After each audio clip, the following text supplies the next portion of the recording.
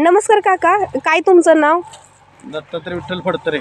आणि हे तुमचं कांद्याचं शेत बरोबर ना? हा बरोबर. हां, मग ह्या कांद्यासाठी तुम्ही कुठले कुठले प्रोडक्ट वापरले होते? कांद्यासाठी भूअस्त्र, ग्रो मॅजिक स्प्रे. मग हे वापरून तुम्हाला काय रिझल्ट आला, तुम्ही जरा आम्हाला सांगाल का?